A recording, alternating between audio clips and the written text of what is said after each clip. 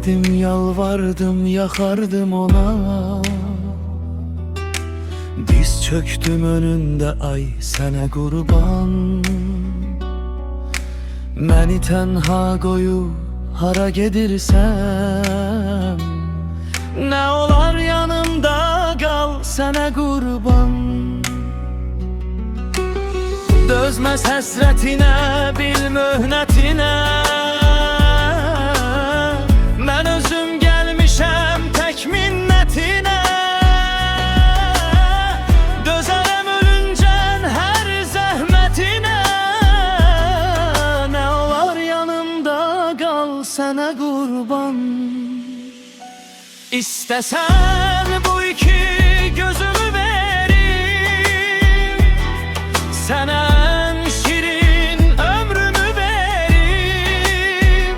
Al götür könlümü, qəlbimi verim, nə olar yanımda qal, sənə qurban.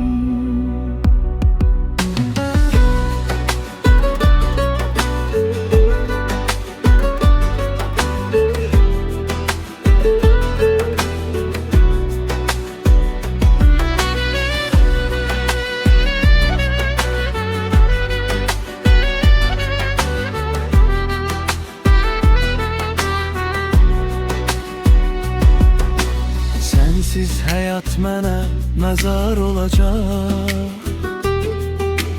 Bağçamda, bağımda güllər solacaq. Qüssələr, kədərlər məni boğacaq. Nə olar yanımda qal, sənə qurban. Sən mənim güneşim, hayım olmusan. Tanrımdan bir qismət payım olmusan. Sevgimlə, eşqimlə sənin olmuşam. Nə olar yanımda qal, sənə qurban. İstəsən bu iki gözümü verim, sənə ən şirin ömrümü verim. Al götür könlümü, qəlbimi verim, nə olar yanımda qal, sənə qurban.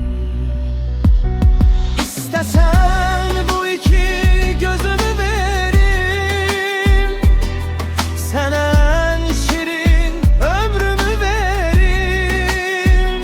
Al götür könlümü, qəlbimi verim, nə olar yanımda qal, sənə qurban. Nə olar yanımda qal, sənə qurban.